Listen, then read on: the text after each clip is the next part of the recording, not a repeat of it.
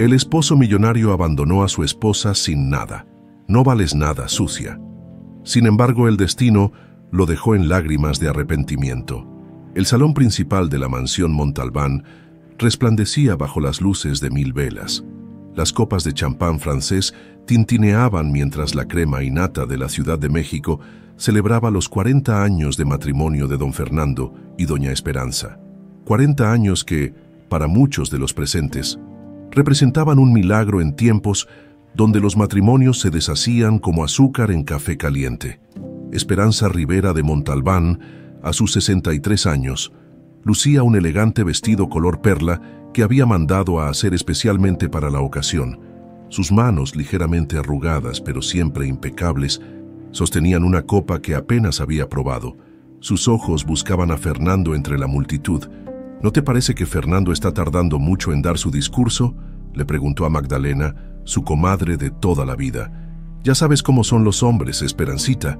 Seguro está ultimando detalles con el mariachi, respondió Magdalena, apretando suavemente su brazo. Lo que Esperanza no sabía era que, mientras ella sonreía a los invitados y recibía felicitaciones, Fernando estaba en su despacho privado dando los últimos toques a un plan que había estado maquinando durante meses. Ya es hora, pensó Fernando Montalbán mientras se ajustaba la corbata frente al espejo. A sus 65 años, el empresario inmobiliario más exitoso de México sentía que estaba a punto de quitarse un peso de encima. Ha sido un lastre durante demasiado tiempo, se dijo, pensando en la mujer que lo había acompañado desde que no era más que un don nadie con sueños de grandeza. ¿Estás listo, mi amor?, la voz de Marisol, su secretaria de 28 años, lo sacó de sus pensamientos. La joven se ajustó el provocativo vestido rojo que Fernando le había comprado en su último viaje a París. «Más que listo», respondió él tomándola por la cintura. «Es hora de que todos sepan quién manda realmente en mi vida». La música se detuvo abruptamente cuando Fernando subió al pequeño escenario montado para la ocasión. Un silencio expectante llenó el salón. Esperanza sonrió con ternura, imaginando las palabras de amor que su esposo compartiría con todos. Después de todo, habían construido un imperio juntos, ella siempre detrás, apoyándolo, criando a sus hijos, manejando su hogar con la precisión de una enfermera, profesión que había abandonado cuando se casaron. «Queridos amigos», comenzó Fernando con voz firme, «hoy celebramos un aniversario que marca el fin de una etapa y el comienzo de otra». Los murmullos de aprobación recorrieron la sala. Esperanza sintió una punzada de orgullo. «Durante 40 años», continuó Fernando, «he cargado con una mujer que no ha sabido evolucionar conmigo, una mujer que se quedó estancada en el pasado, que no supo estar a la altura del hombre en que me convertí». El silencio se volvió pesado, incómodo. Esperanza sintió que el piso bajo sus pies comenzaba a moverse. «¿De qué hablas, Fernando?», logró articular, su voz apenas audible. «Hablo de ti, Esperanza, de cómo tu mediocridad ha sido un freno para mi éxito». Fernando escupió las palabras con un desprecio que heló la sangre de todos los presentes. «Hoy, frente a nuestros amigos, te digo que esto se acabó».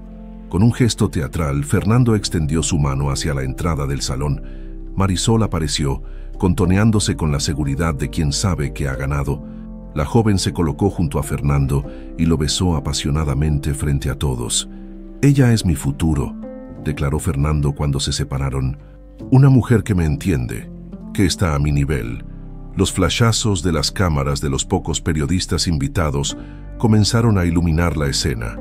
Esperanza, paralizada por la humillación, apenas registraba lo que sucedía a su alrededor. Fragmentos de su vida juntos pasaban por su mente. Ella de joven, con su uniforme de enfermera, atendiendo al hijo de un importante empresario, luego recién casada, dejando su trabajo para apoyar a Fernando, los nacimientos de sus 3 hijos, las interminables fiestas y reuniones donde ella era la anfitriona perfecta mientras Fernando cerraba negocios. «Eres una vieja inútil», continuó Fernando, acercándose a ella entre los invitados horrorizados. «Una vagabunda que no vale nada. Esta casa, todo lo que hay aquí, me pertenece y quiero que te largues ahora mismo». Magdalena intentó intervenir, pero 2 guardias de seguridad la contuvieron. La orquesta, incómoda, intentaba decidir si debía tocar o permanecer en silencio. «Fernando, por favor», suplicó Esperanza, las lágrimas corriendo libremente por sus mejillas. 40 años juntos. Nuestros hijos, mis hijos, corrigió él con frialdad. Ellos entienden perfectamente mi decisión, ¿verdad? Desde diferentes puntos del salón, Esperanza vio con horror cómo sus 3 hijos, Alejandro, Paulina y Javier, bajaban la mirada, incapaces de defenderla. El corazón de Esperanza se rompió por segunda vez en esa noche. «Tienes 10 minutos para recoger tus cosas personales», sentenció Fernando. «El resto se queda. Mi abogado ya ha transferido todos los bienes a mi nombre. Legalmente, no tienes derecho a nada». Un guardia de seguridad se acercó a Esperanza y la tomó del brazo con fingida amabilidad. «Acompáñeme, señora», dijo. En una bruma de shock y dolor, Esperanza subió a su habitación. Sus manos temblorosas apenas lograron meter en un pequeño bolso algunas fotografías antiguas y la medalla de la Virgen de Guadalupe que había pertenecido a su madre. No podía creer que esto estuviera sucediendo. 40 años de matrimonio reducidos a 10 minutos para recoger los pedazos de su vida. Cuando bajó, la fiesta continuaba como si nada hubiera pasado. Fernando y Marisol brindaban en el centro del salón. Nadie se atrevía a mirarla directamente. «Adiós, Fernando», dijo Esperanza al pasar junto a él, recuperando por un instante la dignidad que siempre la había caracterizado. «Que Dios te perdone», porque yo no sé si podré. Fernando ni siquiera se dignó a mirarla. A las 11 de la noche, doña Esperanza Rivera, quien durante 4 décadas había sido la respetada esposa de don Fernando Montalbán, se encontró en la calle, frente a la mansión que había considerado su hogar, con solo un bolso pequeño y el vestido de fiesta que llevaba puesto.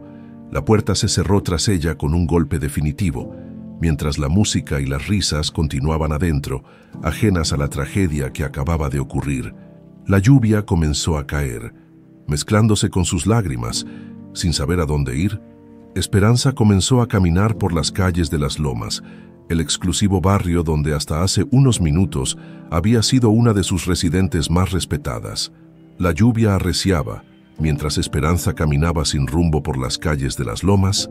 El maquillaje, que con tanto esmero se había aplicado para la celebración, ahora corría por sus mejillas, mezclándose con las lágrimas. Su elegante vestido de fiesta, empapado, pesaba como una losa sobre sus hombros cansados. «¿Dónde pasaré la noche?», se preguntaba, abrazándose a sí misma para protegerse del frío. Los hoteles de la zona estaban fuera de su alcance ahora que no tenía ni un peso en el bolso. Sus amigas, ¿realmente tenía amigas? Las mujeres con las que tomaba café y organizaba eventos de caridad pertenecían al círculo social de Fernando. Después del espectáculo de esta noche, dudaba que alguna se atreviera a abrirle las puertas de su casa. Un taxi pasó junto a ella, salpicándola con agua sucia de la calle. El conductor ni siquiera se detuvo a pesar de verla en semejante estado. «Así de rápido se olvidan de quién eres cuando caes en desgracia», pensó con amargura. De pronto, una idea iluminó su mente como un relámpago. Dolores, su fiel empleada doméstica durante más de 20 años, a quien Fernando había despedido hace 3 meses por ser demasiado entrometida. Dolores siempre le había dicho: «Doña Esperancita, si algún día necesita algo, lo que sea, ahí está mi casita en Iztapalapa». Con manos temblorosas por el frío, Esperanza buscó en su bolso el pequeño directorio, donde guardaba números importantes. Entre ellos, el de Dolores Ramírez.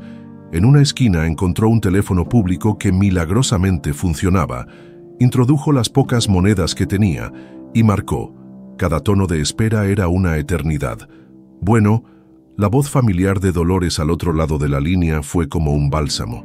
«Dolores, soy yo». «Esperanza», dijo su voz quebrándose. «Necesito tu ayuda».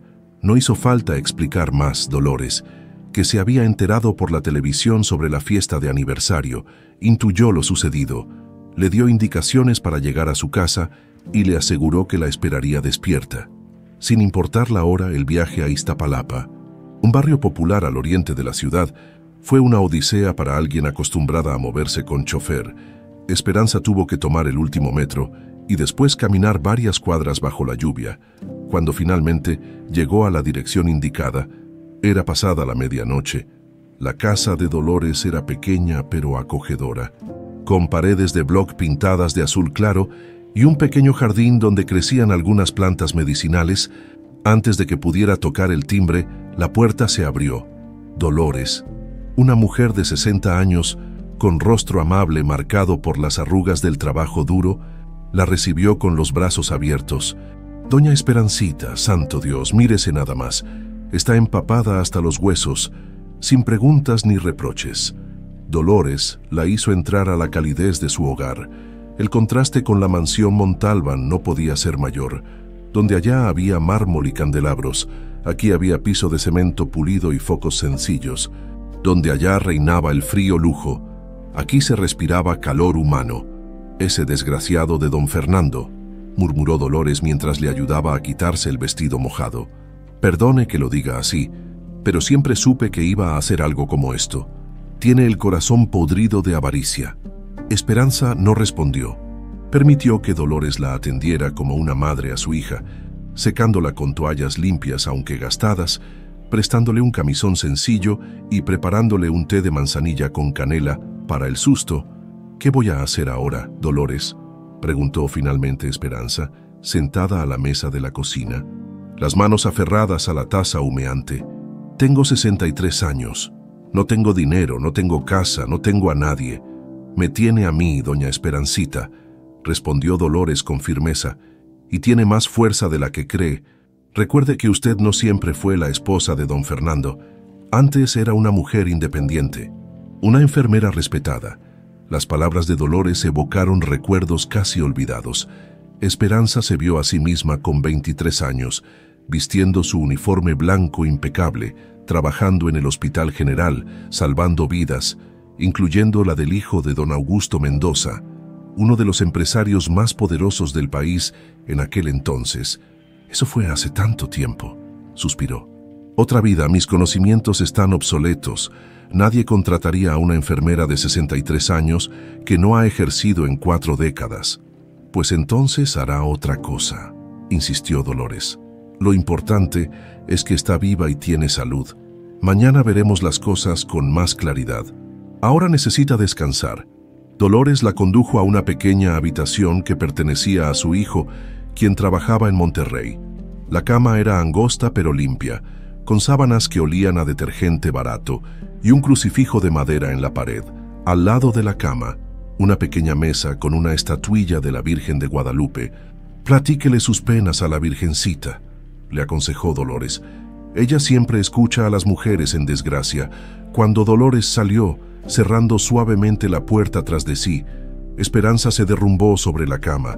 El peso de lo sucedido caía sobre ella como una avalancha. 40 años de matrimonio, terminados en una humillación pública. Su hogar, sus pertenencias, su posición social, todo perdido en un instante.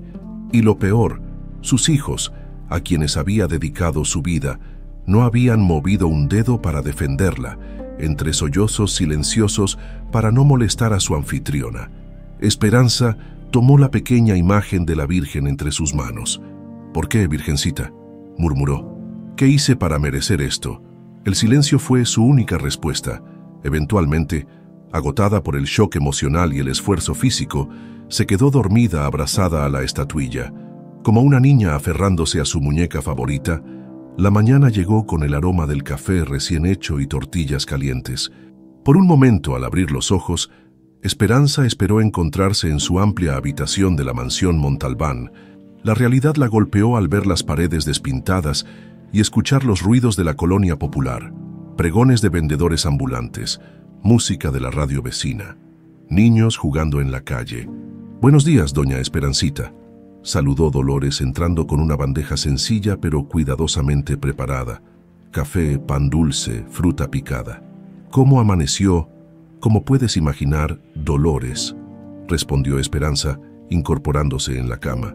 «Todavía no puedo creer que esto esté pasando durante el desayuno. Dolores le contó que la noticia de lo sucedido en la fiesta ya estaba en todos los periódicos y programas de chismes. Magnate inmobiliario humilla a su esposa en aniversario de bodas. Rezaba uno de los titulares que Dolores le mostró. «Es humillante», murmuró Esperanza apartando el periódico. «Toda la ciudad debe estar hablando de mí. De usted no, doña Esperancita, del desgraciado de su marido. La gente no es tonta, saben reconocer a un canalla cuando lo ven. Mis hijos», comenzó Esperanza, y no pudo continuar. «Sus hijos tendrán que vivir con su conciencia», dijo Dolores con dureza poco habitual en ella. «Ahora lo importante es que usted decida qué va a hacer. Debería llamarlos, explicarles». «¿Explicarles qué, doña? Ellos estaban ahí, lo vieron todo y no hicieron nada». Dolores suavizó su tono al ver el dolor en los ojos de Esperanza. «Perdone que sea tan directa, pero alguien tiene que decirle las cosas como son». Esperanza asintió lentamente. En el fondo, sabía que Dolores tenía razón. Siempre había sido así. Mientras ella y Fernando les daban todo a sus hijos, Dolores era quien les señalaba sus errores, quien les enseñaba valores. «Puedes quedarte aquí el tiempo que necesites», continuó Dolores. «Mi casa es humilde, pero hay techo, comida y sobre todo respeto». Las lágrimas asomaron nuevamente a los ojos de Esperanza, esta vez de gratitud. «Gracias, Dolores, no sé cómo pagarte». «No hay nada que pagar. ¿Recuerda cuando mi Ramoncito estuvo tan enfermo con neumonía y usted lo cuidó día y noche? ¿O cuando me prestó para la operación de mi madre? Algunas deudas no son de dinero, doña Esperancita, son del corazón». La luz de la mañana se filtraba por las delgadas cortinas cuando Esperanza tomó una decisión. Había pasado 3 días en casa de Dolores, llorando y procesando lo sucedido, pero era momento de actuar. Sus hijos, Alejandro, Paulina y Javier, merecían escuchar su versión. Quizás Fernando los había manipulado, tal vez tenían miedo de perder su herencia. Esperanza necesitaba creer que existía una explicación para su silencio cómplice durante aquella noche fatídica. «¿Está segura, doña Esperancita?», preguntó Dolores mientras le prestaba su teléfono celular. «Un modelo antiguo pero funcional. No quiero verla sufrir más decepciones. Son mis hijos». «Dolores», respondió Esperanza con determinación. «Los llevé en mi vientre, les di el pecho, curé sus rodillas raspadas y sequé sus lágrimas. Necesito hablar con ellos». Decidió llamar primero a Alejandro, su primogénito de 39 años. De los 3, él siempre había sido el más centrado, el responsable. Trabajaba en la empresa de su padre como director financiero, pero Esperanza confiaba en su buen juicio. El teléfono sonó varias veces, hasta que la secretaria de Alejandro contestó. «Oficina del licenciado Montalbán, ¿en qué puedo ayudarle?» «Buenos días, soy Esperanza Rivera, la madre del licenciado. ¿Podría comunicarme con él, por favor?» Un silencio incómodo se extendió por la línea. «Disculpe, señora». La voz de la secretaria sonaba tensa. El licenciado dejó instrucciones de no pasar sus llamadas. El impacto fue como una bofetada. Esperanza insistió, su voz quebrándose. «Por favor, dígale que es urgente. Solo necesito hablar 5 minutos con él. Soy su madre». «Lo siento mucho, señora. Son órdenes directas».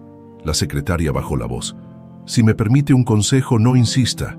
Las cosas están complicadas aquí», antes de que Esperanza pudiera responder. La llamada se cortó. Dolores, que observaba desde la cocina, se acercó y le puso una mano en el hombro. «No se mortifique, doña. Inténtelo con los otros».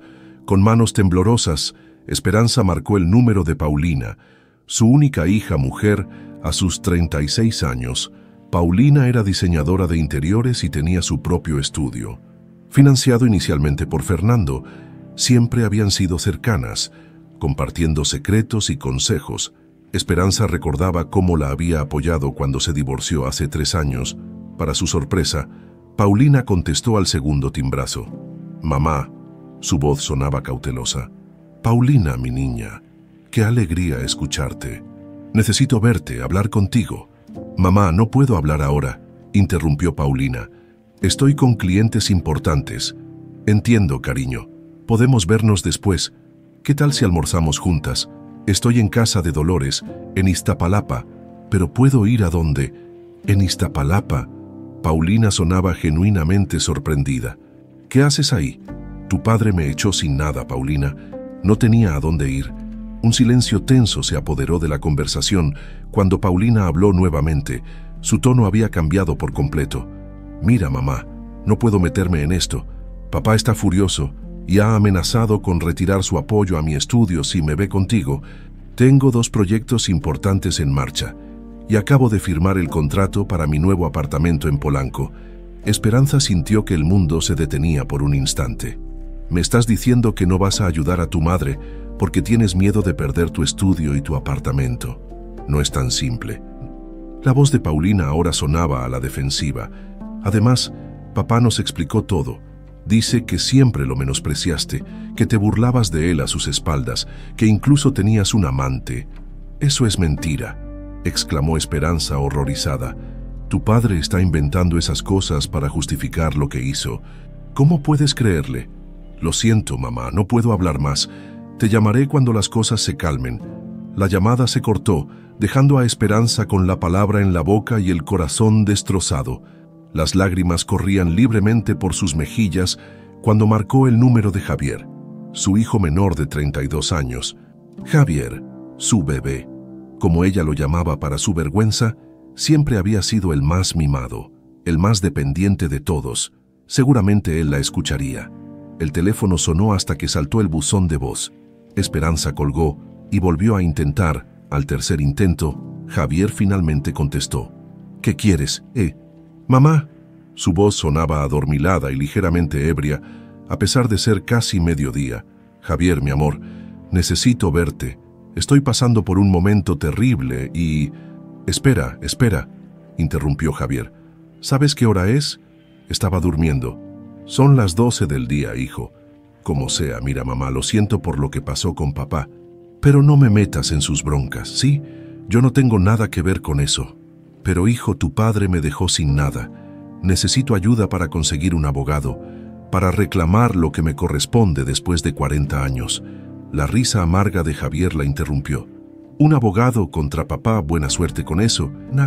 Tiene a los mejores de México en su nómina. Hizo una pausa. Además, me advirtió que intentarías esto. Dijo que si te ayudaba, me cortaría la mensualidad. Esperanza cerró los ojos, sintiendo una dolorosa revelación. Su hijo menor, a sus 32 años, seguía viviendo de la mensualidad de su padre. Javier, ¿te das cuenta de lo que estás diciendo? Soy tu madre y él es quien paga mis cuentas, respondió Javier con brutal honestidad. Lo siento, mamá, pero no puedo arriesgarme. Tú estarás bien. Siempre caes de pie. Con esas palabras, Javier colgó. Esperanza dejó caer el teléfono sobre la mesa y se cubrió el rostro con las manos. Dolores, que había escuchado toda la conversación, se sentó junto a ella y la abrazó en silencio. Mis hijos, sollozó Esperanza. Los 3 me han abandonado por dinero. ¿En qué me equivoqué, Dolores? ¿Dónde fallé como madre? No falló usted, doña Esperancita, respondió Dolores con firmeza. Fue don Fernando quien los echó a perder con su ejemplo. Les enseñó que el dinero vale más que la familia, más que la dignidad, durante horas. Esperanza lloró en brazos de Dolores como nunca antes lo había hecho. Era un llanto que venía de lo más profundo de su ser, un lamento por la traición de aquellos a quienes más amaba en el mundo. Cuando finalmente se calmó, algo había cambiado en su mirada. El dolor seguía allí, pero también había una chispa de determinación que Dolores no había visto antes. Tienes razón, Dolores, dijo Esperanza, secándose las lágrimas. Fernando los corrompió con su ejemplo. Les enseñó que el dinero y el poder están por encima de todo. Se levantó y caminó hacia la pequeña ventana que daba a la calle bulliciosa de Iztapalapa. Desde allí podía ver a las mujeres del barrio yendo y viniendo con sus bolsas del mercado, a los niños jugando, a los vendedores pregonando sus mercancías, gente sencilla que luchaba cada día por sobrevivir, como ella tendría que hacer ahora. Debo buscar trabajo, declaró con repentina determinación. No puedo quedarme aquí para siempre abusando de tu generosidad. No es ningún abuso, doña.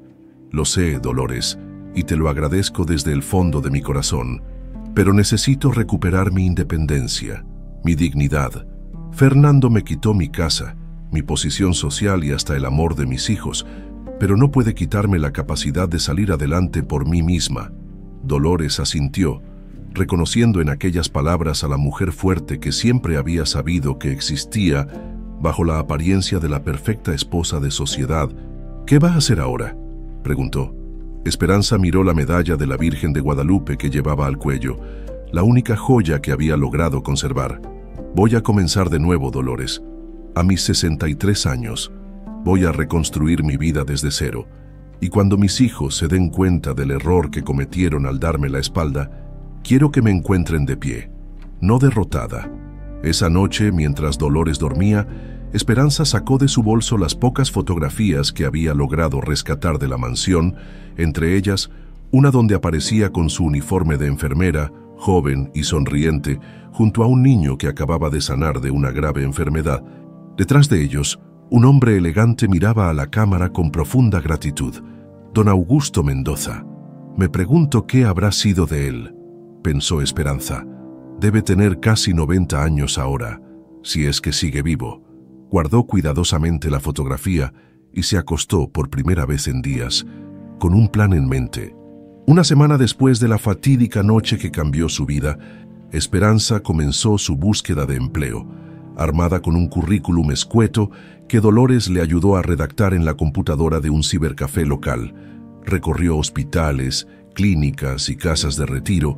Su experiencia como enfermera databa de 4 décadas atrás, pero era lo único que tenía para ofrecer.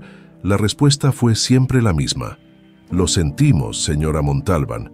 Perdón, señora Rivera. Buscamos personal más joven». O «necesitaría actualizar sus conocimientos con cursos». Algunas recepcionistas ni siquiera disimulaban su incredulidad al ver a una mujer de su edad buscando trabajo por primera vez. «Es inútil, Dolores», dijo Esperanza al regresar tras otro día de rechazo. «Nadie quiere contratar a una señora de 63 años sin experiencia reciente». «No se rinda, doña Esperancita», la animó Dolores mientras le servía un té de hierbabuena. «Algo aparecerá, tengo fe». Esa tarde, hojeando el periódico que Dolores había traído, un anuncio pequeño captó la atención de Esperanza. Fundación Mendoza busca personal para su nuevo programa de atención a adultos mayores. Experiencia en cuidados médicos deseable pero no indispensable. Presentarse en Insurgentes Sur, 1458, Col, Florida. El apellido Mendoza resonó en su memoria. Podría ser, no, seguramente era una coincidencia. México estaba lleno de Mendozas. Al día siguiente, Esperanza se vistió con el único conjunto presentable que tenía, una falda azul marino y una blusa blanca que Dolores le había prestado. Se recogió el cabello canoso en un moño elegante y, aunque le dolía el orgullo, aceptó el dinero que Dolores le ofreció para el transporte. La Fundación Mendoza ocupaba un edificio moderno pero discreto en una de las mejores zonas de la ciudad. Al entrar, Esperanza se sintió intimidada por el ambiente profesional, tan distinto a los hospitales donde había trabajado en su juventud. «Buenos días, vengo por el anuncio del periódico», dijo a la recepcionista, una joven que la miró con amabilidad. «Claro, llene este formulario, por favor, después la pasaremos con la coordinadora de personal». Mientras completaba el formulario, Esperanza no pudo evitar fijarse en un retrato grande que colgaba en la pared principal. Don Augusto Mendoza, mucho mayor que en sus recuerdos, pero con la misma mirada penetrante que recordaba. Así que era su fundación. Después de todo, tras una hora de espera, finalmente la llamaron a una pequeña oficina donde una mujer de mediana edad la entrevistó. La coordinadora revisó su formulario con expresión neutral. «Señora Rivera, veo que tiene formación como enfermera, pero no ha ejercido en 40 años». La mujer la miró por encima de sus gafas. «¿Puedo preguntar a qué se ha dedicado durante todo este tiempo?» «Fui ama de casa», respondió Esperanza con sencillez. «Me casé joven y me dediqué a criar a mis 3 hijos y a apoyar la carrera de mi esposo». «Entiendo». La mujer hizo algunas anotaciones. «Y dice aquí que ahora está separada». «Podría decirse así». Esperanza no quiso entrar en detalles sobre su humillación pública. «Estoy comenzando una nueva etapa». La entrevista continuó con preguntas sobre sus conocimientos médicos y su disposición para actualizarse. Esperanza respondió con honestidad. sin ocultar sus limitaciones, pero destacando su deseo de aprender. Al final, la coordinadora cerró su carpeta con expresión ambigua. Gracias por su tiempo, señora Rivera. Tenemos muchas solicitudes para esta posición. Le llamaremos si resulta seleccionada. El tono de despedida dejaba claro que no debía hacerse ilusiones. Con el corazón pesado pero la frente en alto, Esperanza agradeció la oportunidad y se dirigió hacia la salida. Estaba cruzando el vestíbulo cuando una voz cascada la detuvo. ¿Esperanza? ¿Esperanza Rivera? Ella se volvió, sorprendida, apoyado en un bastón elegante. Un anciano de unos 90 años la observaba con incredulidad. A pesar de las arrugas y el pelo completamente blanco, reconoció al instante a don Augusto Mendoza. «Don Augusto», respondió, igualmente asombrada. El anciano se acercó, sus ojos brillantes examinándola como si fuera una aparición. «No puedo creerlo», exclamó con una energía que desmentía su edad. «La enfermera que salvó a mi Ricardo, Dios mío, han pasado». «¿Cuántos años? 45, don Augusto», respondió Esperanza, conmovida de que la recordara. «Nunca olvidaré lo que hizo por mi hijo». El anciano tomó sus manos entre las suyas, temblorosas pero cálidas. Cuando todos los médicos se dieron por vencidos, usted no se separó de su cama. 3 días y 3 noches sin dormir hasta que la fiebre cedió. Esperanza sonrió, recordando al niño de 10 años con neumonía severa que había estado a punto de morir. En aquel entonces, ella era una joven enfermera recién graduada, asignada a un caso que todos consideraban perdido. «Solo cumplía con mi deber», dijo con modestia. «¿Y qué hace aquí?», me preguntó don Augusto, genuinamente interesado. «No me diga que vino por el puesto de la fundación». «Así es, estoy buscando trabajo». Esperanza dudó, pero decidió ser honesta. «Mi situación ha cambiado recientemente». Don Augusto la miró con atención, como sopesando sus palabras. Luego tomó una decisión. «Venga a mi oficina, por favor. Me gustaría conversar con usted en privado». La llevó hasta un despacho amplio en el último piso, con ventanales que ofrecían una vista impresionante de la ciudad, a diferencia de las ostentosas oficinas que Esperanza conocía del mundo de Fernando. Esta era elegante pero sobria. Las paredes estaban cubiertas de fotografías que documentaban proyectos sociales, no trofeos de golf o reconocimientos. «Siéntese, por favor», indicó don Augusto, acomodándose con dificultad en su sillón. «¿Café?». Tras ordenar 2 cafés a su asistente, el anciano fue directo al grano. «Esperanza, no creo en las coincidencias. Que usted aparezca en mi fundación después de tantos años debe ser obra de la providencia. Cuénteme, ¿qué ha pasado? La última vez que supe de usted estaba recién casada con...». Hizo un esfuerzo por recordar. «Montero, Montiel, Montalbán, Fernando Montalbán». «Sí, el desarrollador inmobiliario. Sale mucho en las noticias». Don Augusto la miró con perspicacia. «¿Han tenido problemas?». La pregunta, hecha con genuina preocupación, rompió las compuertas que Esperanza había construido para contener su dolor.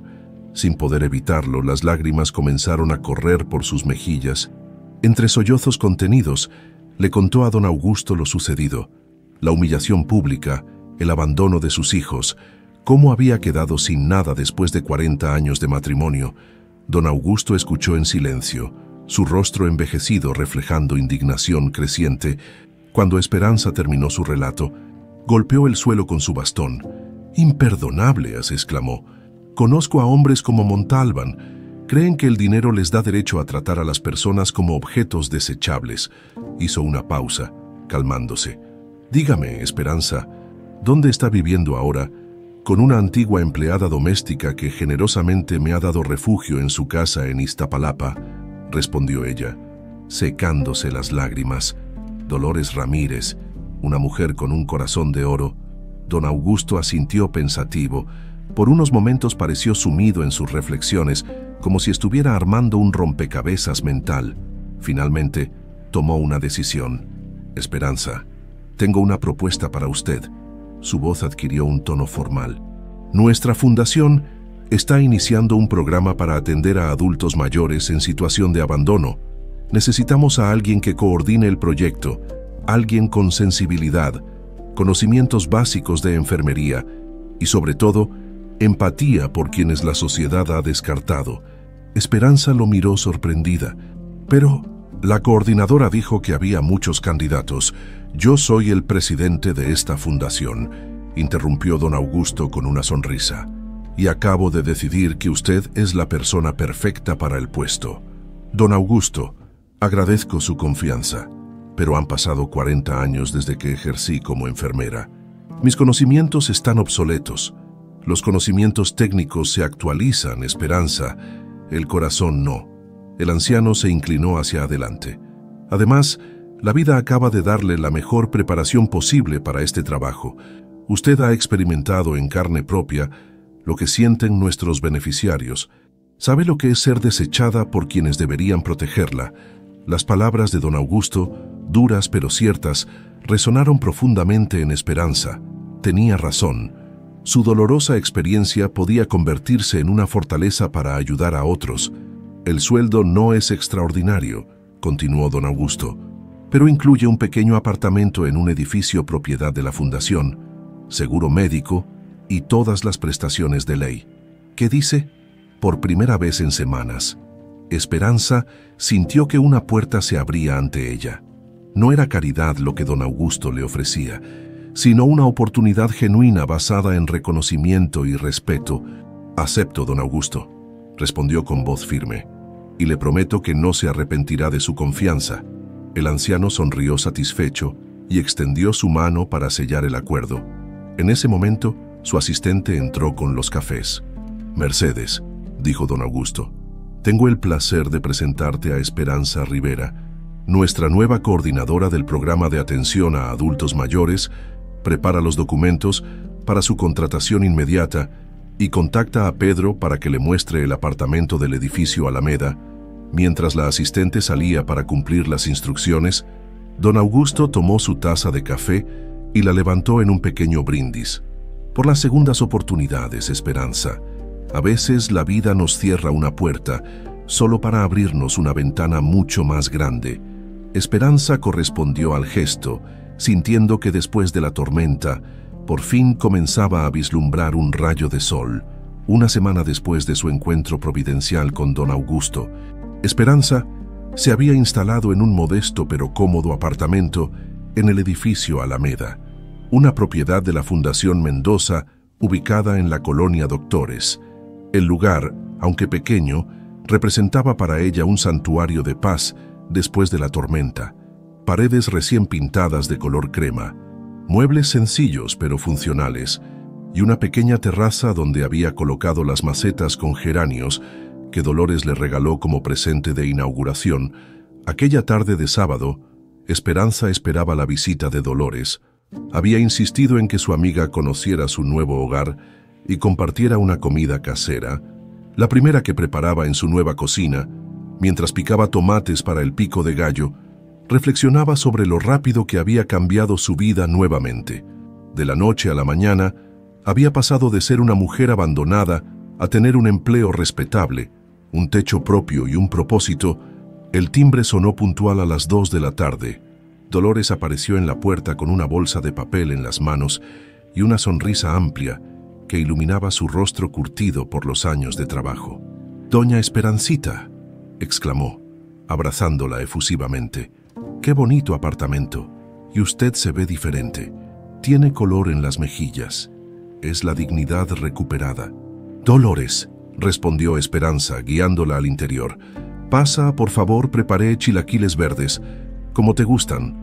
Durante el almuerzo, Esperanza le contó a Dolores sobre su nueva vida, el proyecto que coordinaría, las capacitaciones que recibiría para actualizar sus conocimientos de enfermería, y la amabilidad de don Augusto, quien la había presentado personalmente a todo el equipo de la fundación. «Es como un milagro, doña», comentó Dolores mientras tomaban café en la pequeña sala. «La Virgencita escuchó nuestras oraciones». «Así parece». Esperanza sonrió, agradecida pero pensativa.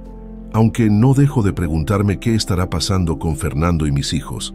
No he sabido nada de ellos en estas semanas». Dolores dejó su taza en la mesita, con un gesto brusco que no pasó desapercibido para Esperanza. «¿Qué sucede, Dolores? ¿Sabes algo?». La mujer mayor dudó, como si estuviera debatiendo internamente si debía hablar o no. No quería amargarle su nuevo comienzo. Doña Esperancita, pero hay rumores. ¿Qué clase de rumores? La voz de Esperanza se tensó. Mi sobrina Lupe trabaja en el servicio de limpieza de las oficinas centrales de las empresas Montalbán. Dice que hay problemas gordos. Dolores bajó la voz, como si las paredes pudieran escuchar. Parece que esa tal Marisol no es lo que aparenta. La han visto reuniéndose a escondidas con un hombre que no es don Fernando. Un amante. Esperanza no pudo evitar sentir una punzada de satisfacción amarga. Eso parece, pero hay más. Lupe ha escuchado conversaciones. Están tramando algo contra don Fernando, manipulando documentos, cambiando firmas. La revelación no sorprendió completamente a Esperanza. Siempre había tenido la intuición de que Marisol no estaba con Fernando por amor, considerando la diferencia de edad y la frialdad calculadora que percibía en los ojos de la joven. Fernando se lo buscó, dijo Esperanza con cierta dureza. Él trajo esa víbora a nuestra casa. Hay algo más, doña Esperancita. Dolores se inclinó hacia adelante, su expresión ahora completamente seria. Tiene que ver con las tierras de El Encinal. ¿El Encinal? Esperanza recordó vagamente un desarrollo inmobiliario que Fernando había iniciado unos 10 años atrás, un complejo de lujo en las afueras de la ciudad. ¿Qué pasa con esas tierras? Dolores se levantó y fue hasta su bolsa, de donde sacó un sobre amarillento que parecía haber sido guardado por mucho tiempo. Estas tierras no le pertenecían legítimamente a don Fernando. Abrió el sobre y extrajo varios documentos antiguos, algunos con sellos oficiales descoloridos. Pertenecían a mi comunidad, a los descendientes de la tribu otomí que vivía allí desde antes de la conquista. Esperanza tomó los papeles con manos temblorosas, intentando comprender lo que Dolores le estaba diciendo. ¿Estás segura, Fernando? Siempre dijo que había comprado esos terrenos legalmente a unos ejidatarios. Esa es la mentira que hizo circular, afirmó Dolores con amargura. Mi abuelo era el guardián de los documentos originales que demuestran nuestro derecho ancestral sobre esas tierras. Don Fernando utilizó sobornos y amenazas para que el comisario ejidal vendiera lo que no le pertenecía, mientras revisaba los documentos. Esperanza sentía que descubría una faceta de Fernando que siempre había sospechado, pero nunca había querido ver, la de un hombre capaz de cualquier cosa por ambición. ¿Por qué no dijiste nada antes, Dolores? ¿Qué podía hacer yo, una simple empleada doméstica, contra el poderoso don Fernando Montalbán? Dolores suspiró profundamente. Intentamos luchar al principio. Mi hermano presentó estos documentos ante un juez, pero misteriosamente el caso fue desestimado. Después, mi hermano perdió su trabajo. Sus hijos fueron expulsados de la escuela sin explicación. Entendimos el mensaje. Esperanza cerró los ojos, sintiendo el peso de una verdad aplastante. El imperio que Fernando había construido, el lujo en el que habían vivido, la educación privilegiada de sus hijos, todo se había levantado sobre un cimiento de injusticia. Don Fernando no solo se apropió de El Encinal, continuó Dolores. Hay al menos 5 desarrollos más construidos sobre tierras obtenidas con métodos similares, comunidades enteras desplazadas, familias indígenas que terminaron en la miseria. Dios mío, murmuró Esperanza. ¿Cómo pude estar tan ciega? Usted no podía saberlo, doña. Don Fernando siempre la mantuvo alejada de los detalles de sus negocios. Eso no me exime de responsabilidad. Esperanza miró fijamente los documentos. Disfruté de los beneficios de esos crímenes. Viví en una mansión construida con el sufrimiento de otros. Un silencio pesado llenó la pequeña sala. Finalmente, Esperanza habló con determinación renovada. ¿Por qué me muestras esto ahora, Dolores? Porque estos documentos podrían ser su protección. Doña Esperancita. Los ojos de Dolores brillaron con inteligencia. Si don Fernando intenta algo contra usted, esto podría ser su as bajo la manga. Esperanza reflexionó sobre las implicaciones de lo que Dolores le estaba sugiriendo. Podría utilizar estos documentos para amenazar a Fernando, para negociar una compensación justa después de 40 años de matrimonio. Pero hacerlo significaría perpetuar la injusticia contra la comunidad de Dolores. No, dijo finalmente devolviendo los papeles. No puedo usar esto como herramienta de chantaje. Sería tan inmoral como lo que hizo Fernando. Dolores la miró con respeto renovado. No esperaba menos de usted, doña. Pero entonces, ¿qué haremos con esto? Antes de que Esperanza pudiera responder, su teléfono celular sonó. Era un modelo básico que había comprado con su primer adelanto de sueldo. El número en la pantalla pertenecía a la Fundación Mendoza. Bueno, habla Esperanza. Señora Rivera, soy Mercedes, la asistente de don Augusto. La voz al otro lado sonaba urgente. Don Augusto desea verla inmediatamente. ¿Podría venir a su residencia personal? Enviaré un auto por usted. ¿Sucede algo grave?, preguntó Esperanza alarmada. Don Augusto prefiere explicarle en persona. El chofer estará allí en 20 minutos tras colgar. Esperanza explicó la situación a Dolores. Tengo que ir, parece importante. Ve tranquila. Dolores recogió los documentos y volvió a guardarlos en el sobre. Pensaremos qué hacer con esto cuando regreses. Los dejaré aquí. Están más seguros contigo. Esperanza escondió el sobre en el fondo de un cajón de su recámara. Mientras se cambiaba de ropa, no podía dejar de pensar en las revelaciones de Dolores. ¿Cuántos secretos más habría enterrado Fernando a lo largo de su vida? ¿Cuánta corrupción había bajo el brillo de su éxito? El chofer enviado por don Augusto resultó ser un hombre mayor de aspecto confiable que condujo en silencio hasta Lomas de Chapultepec, donde se encontraba la residencia personal del empresario. A diferencia de la ostentosa mansión de los Montalbán, la casa de don Augusto era elegante pero discreta, rodeada de árboles centenarios que la protegían de miradas curiosas. Una empleada la condujo hasta una biblioteca, donde don Augusto la esperaba. Sentado en un sillón de cuero junto a la ventana, a su lado había un hombre joven que Esperanza reconoció como Alberto Fuentes, el abogado principal de la fundación. Esperanza, gracias por venir tan rápido, saludó don Augusto, indicándole que tomara asiento. Lamento interrumpir tu sábado, pero ha surgido algo que debes saber inmediatamente. Me preocupa verlo así, don Augusto. ¿Se encuentra bien?, preguntó Esperanza notando la palidez del anciano. No se trata de mi salud, querida. Se trata de tu exmarido, Fernando Montalbán. Don Augusto hizo una pausa, como buscando las palabras adecuadas. Mis fuentes me informan que está preparando una demanda contra ti. ¿Una demanda? Esperanza sintió que el estómago se le encogía. ¿Por qué motivo? Por difamación y daño moral. El abogado intervino con tono profesional. Aparentemente, el señor Montalbán alega que usted ha estado esparciendo rumores falsos sobre él entre sus contactos de negocios, afectando su reputación y causándole pérdidas económicas. «Eso es absurdo», exclamó Esperanza indignada. «No he hablado con nadie de sus círculos. He estado concentrada en reconstruir mi vida. Sabemos que es una acusación fabricada», aseguró don Augusto. «Pero Fernando tiene jueces en su nómina. Podría causarte problemas serios». Esperanza recordó súbitamente los documentos que Dolores le había entregado. Quizás ahí estaba la respuesta, la forma de detener a Fernando.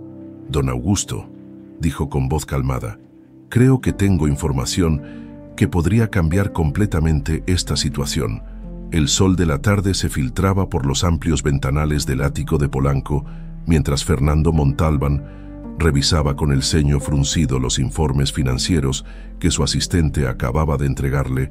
A sus 65 años, su rostro bronceado mostraba menos arrugas de las que correspondían a su edad.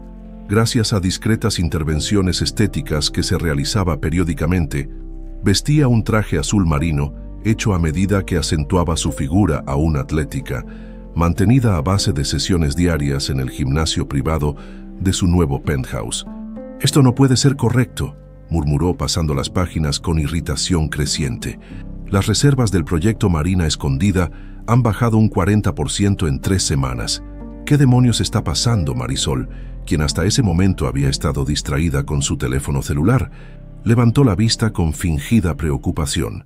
A sus 28 años, la joven había perfeccionado el arte de parecer interesada en los asuntos de Fernando, cuando en realidad su mente estaba en otros planes. «Quizás sea por los rumores, mi amor», dijo con voz melosa, acercándose para masajear los hombros tensos de Fernando. «Ya sabes, después del incidente con Esperanza, Algunas personas de la alta sociedad están tomando distancia. Fernando resopló con desdén. ¿Qué me importa lo que piensen esas viejas chismosas? Los negocios son negocios. Nadie deja de comprar un condominio de lujo por chismes de sobremesa. Bueno, también está el asunto de Alejandro, sugirió Marisol cautelosamente.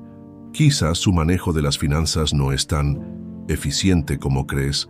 La mención de su hijo primogénito tocó un punto sensible. Fernando cerró de golpe la carpeta y se levantó, alejándose del tacto de Marisol.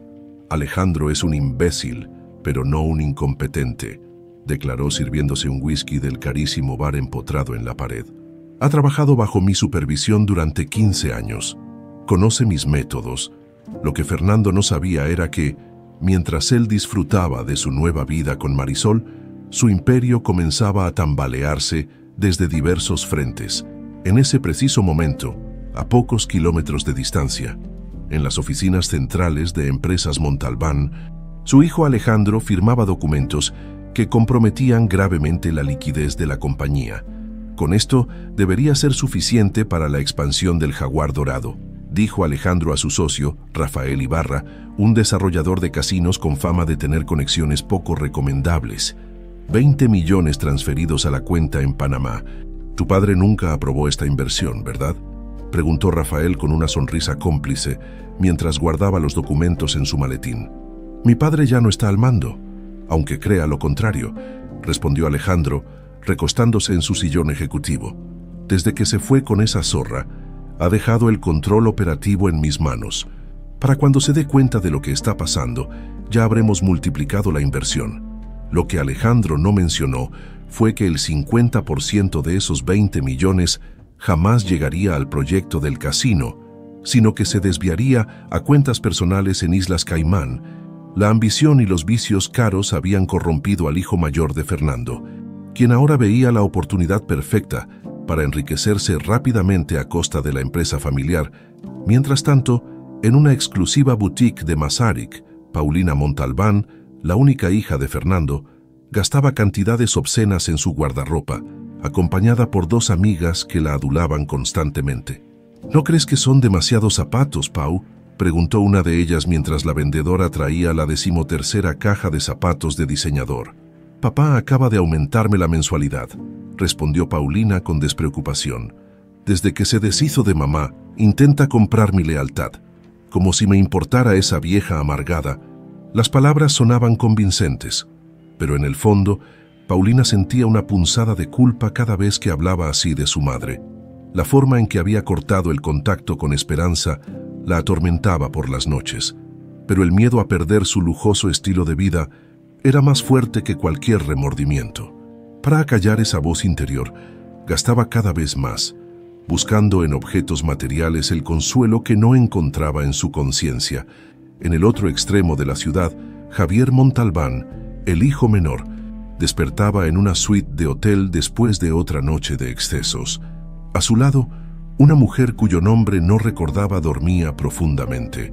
La habitación estaba en desorden, con botellas vacías y restos de sustancias ilegales sobre la mesita de noche. Con manos temblorosas, Javier buscó su teléfono para revisar su cuenta bancaria. El saldo era alarmantemente bajo para estar apenas a mitad de mes. Necesitaría pedirle más dinero a su padre. Inventando alguna emergencia creíble. Mierda, murmuró al ver también varias llamadas perdidas de su padre. Ahora, ¿qué querrá el viejo? Sin saberlo, los 3 hijos de Fernando estaban contribuyendo activamente al deterioro del imperio Montalbán. Alejandro con sus desvíos y malas inversiones, Paulina con sus gastos descontrolados, y Javier con su estilo de vida autodestructivo que empezaba a generar escándalos que afectaban la reputación de la empresa. Pero la amenaza más grave para Fernando no provenía de sus hijos, sino de la mujer que ahora compartía su cama. En ese mismo momento, en un discreto café del centro histórico, Marisol se reunía con un hombre de aspecto elegante y mirada astuta, Eduardo Vega, su verdadero amante y cómplice. Todo va según lo planeado, informó Marisol en voz baja, después de asegurarse de que nadie los observaba. Fernando está distraído con los problemas financieros.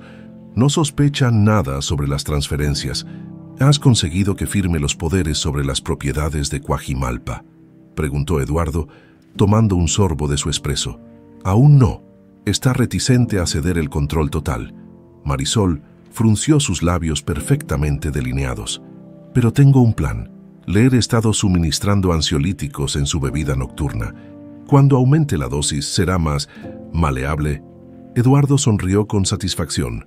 Su plan para apoderarse de gran parte de la fortuna de Fernando Montalbán llevaba meses gestándose.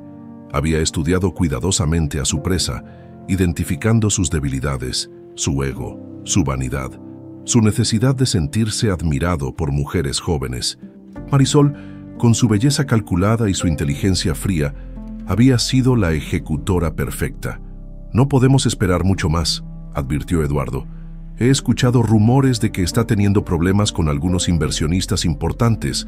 Si la empresa se tambalea antes de que tengamos aseguradas las propiedades, todo habrá sido en vano. Dame 2 semanas más, pidió Marisol, cubriendo la mano de Eduardo con la suya. Para entonces tendré todo listo.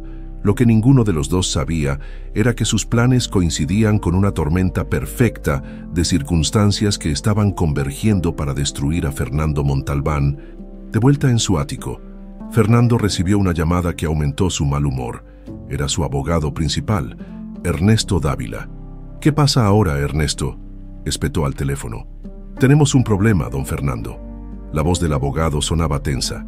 Los inversionistas japoneses de Costa Esmeralda están amenazando con retirarse. Han escuchado rumores sobre irregularidades en los permisos ambientales. Eso es absurdo. Fernando golpeó el escritorio con el puño. Pagamos una fortuna para que esos permisos estuvieran impecables. Ese es otro asunto del que quería hablarle. El abogado hizo una pausa incómoda. Parece que el funcionario que facilitó esos trámites está siendo investigado por la Fiscalía Anticorrupción. No ha mencionado su nombre aún, pero si lo presionan. Fernando sintió que el piso se movía bajo sus pies. Durante años había construido su imperio utilizando sobornos estratégicos, amenazas veladas y manipulación de documentos. Siempre había sido cuidadoso, cubriendo sus huellas y asegurándose de tener protección en las altas esferas. Pero con la reciente administración federal, el clima político había cambiado, y algunos de sus antiguos aliados ya no estaban en posiciones de poder. «Manténme informado», ordenó secamente antes de colgar. Apenas había dejado el teléfono cuando éste volvió a sonar. Era Alejandro. «Papá, tenemos que hablar sobre Marina Escondida», comenzó sin preámbulos. «Los contratistas están amenazando con detener la obra si no liberamos más fondos». ¿Más fondos? Fernando sintió que su presión arterial subía peligrosamente. ¿Qué demonios ha pasado con los 50 millones que transferimos el mes pasado? Hubo complicaciones imprevistas, respondió Alejandro vagamente. El terreno presentó problemas que no aparecían en los estudios preliminares. Tuvimos que hacer ajustes costosos. Fernando no le creyó ni una palabra, pero estaba demasiado ocupado lidiando con múltiples crisis como para investigar a fondo. Hablaremos de esto mañana en la oficina, sentenció, y trae todos los informes detallados. Cada peso debe estar justificado. Tras colgar, Fernando se sirvió otro whisky y se acercó al ventanal. Desde allí contempló la Ciudad de México, que se extendía ante él como un mapa de conquistas pasadas. Cada desarrollo importante, cada edificio emblemático, llevaba de alguna manera su firma. Se había elevado desde la nada hasta convertirse en uno de los hombres más poderosos del país.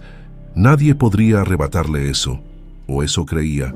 Lo que Fernando Montalbán ignoraba era que su imperio, construido sobre cimientos de codicia y corrupción, estaba a punto de enfrentar su prueba más dura, y que la mujer a la que había desechado como si fuera un mueble viejo después de 40 años, ahora poseía información que podría ser la estocada final para su caída.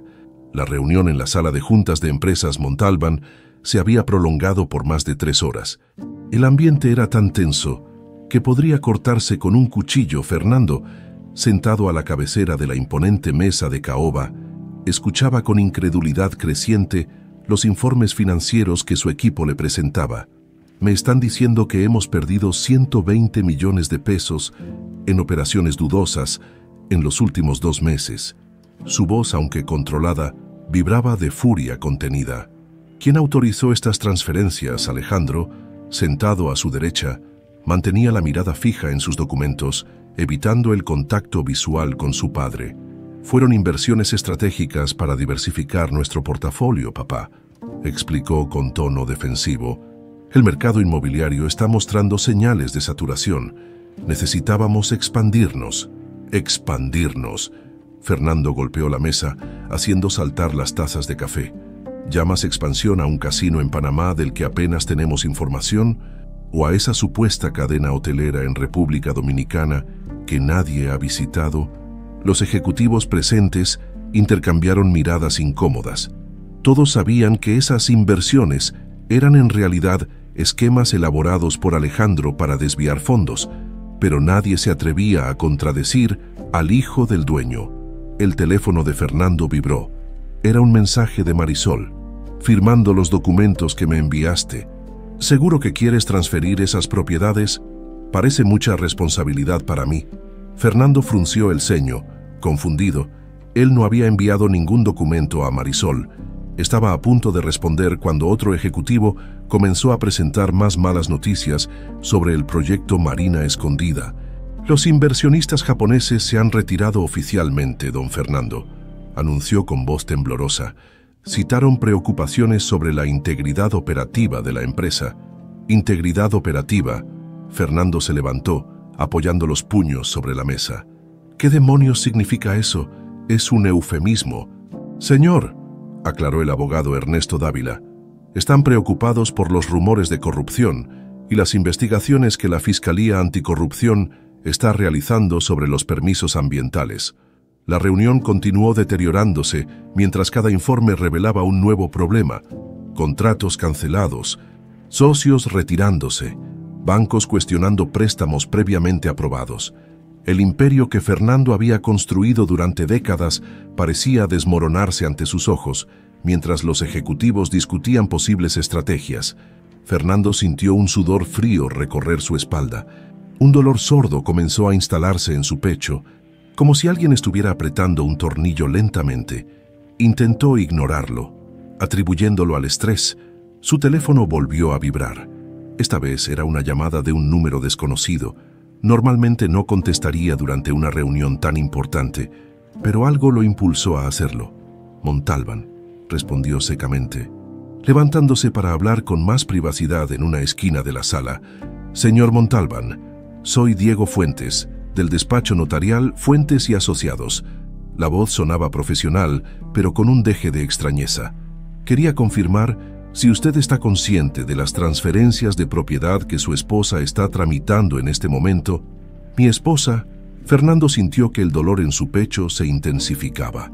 Se refiere a Marisol López. Así es, señor.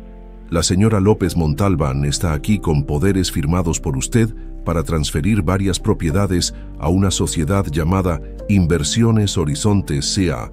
Solo quería verificar. Fernando no escuchó el resto. Su mente trabajaba a toda velocidad, procesando la información. Él nunca había firmado tales poderes, nunca había autorizado ninguna transferencia y definitivamente nunca se había casado con Marisol. «Detengan todo», ordenó con voz entrecortada. «Esos documentos son falsificaciones. Voy para allá inmediatamente». Colgó y se dirigió hacia la puerta, ignorando las preguntas de los ejecutivos sobre si la reunión había terminado. El dolor en su pecho ahora era una presión insoportable que se extendía hacia su brazo izquierdo. «¿Se encuentra bien, don Fernando?», preguntó su asistente al verlo tambalear por el pasillo hacia los elevadores. «Estoy bien», gruñó aflojándose la corbata. «Llama a mi chofer, necesito ir a la notaría Fuentes en Polanco ahora mismo».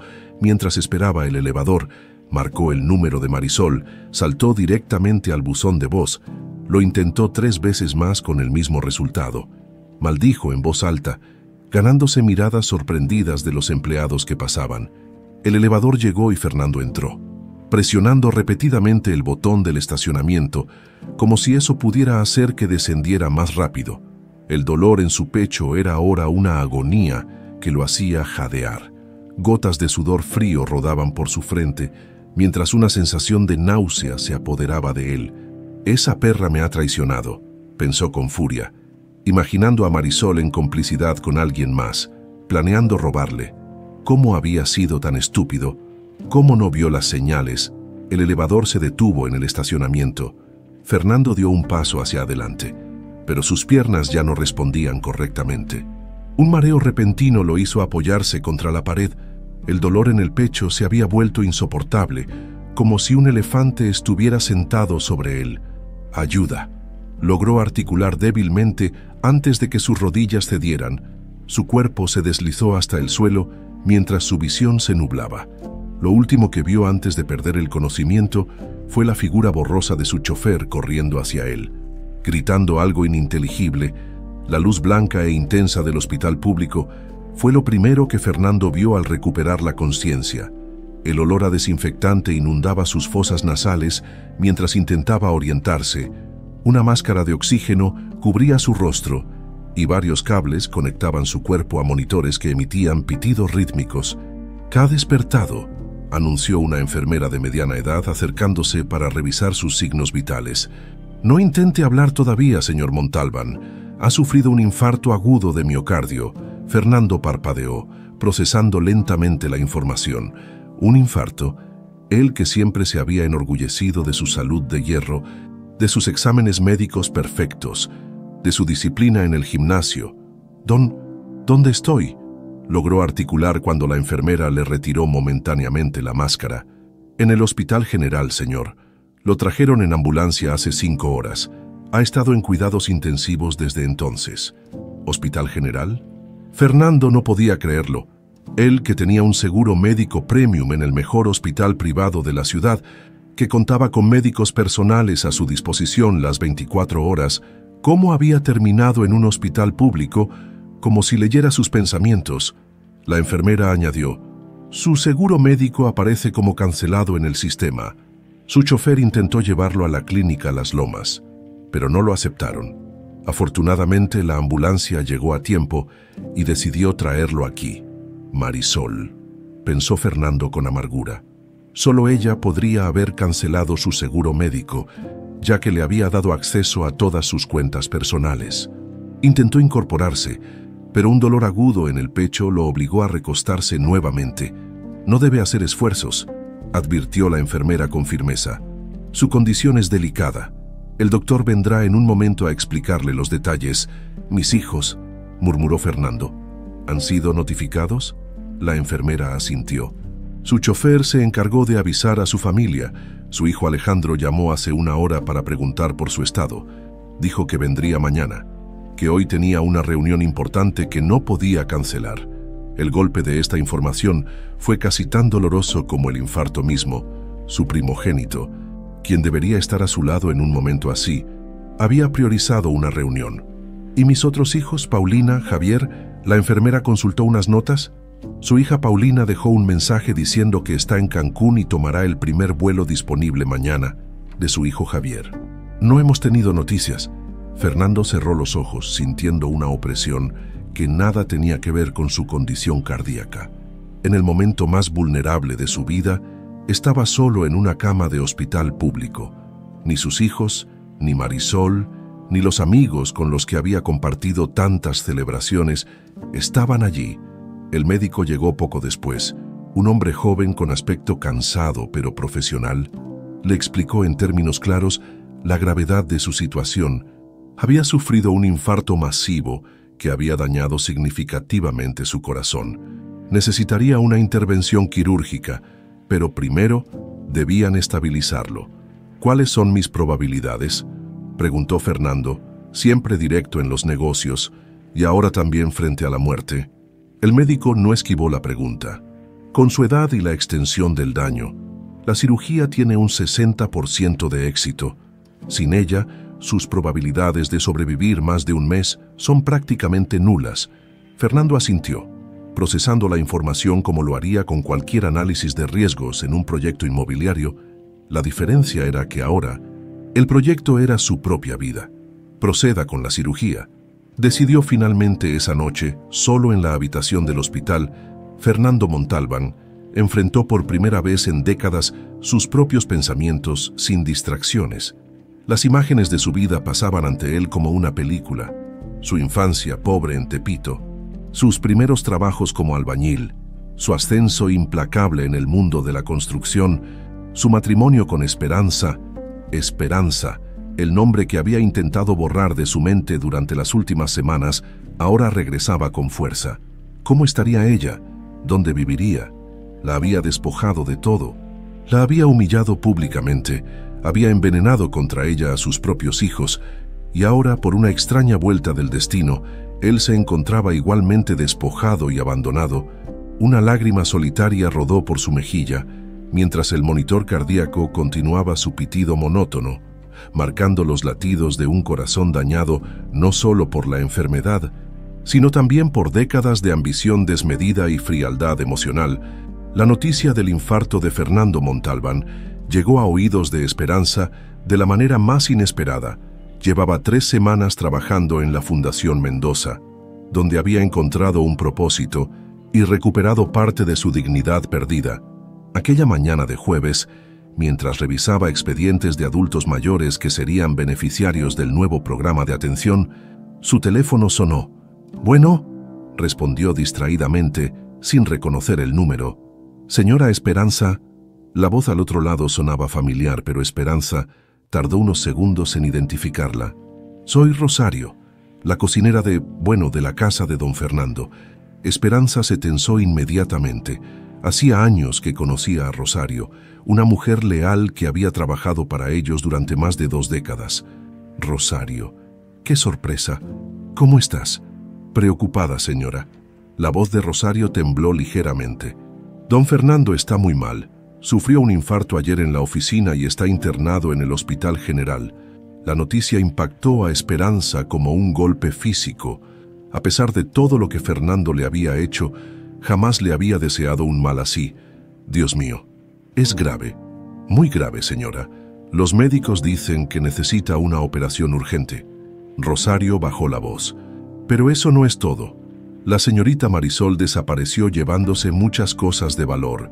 Y los niños, pues los niños apenas han preguntado por su padre». Esperanza cerró los ojos, procesando la información, la imagen de Fernando. Siempre tan fuerte y dominante, ahora vulnerable en una cama de hospital. Contrastaba con la crueldad que él había mostrado hacia ella. «¿Por qué me llamas a mí, Rosario?», preguntó finalmente. «Porque usted siempre fue buena, señora». La sinceridad en la voz de Rosario era palpable.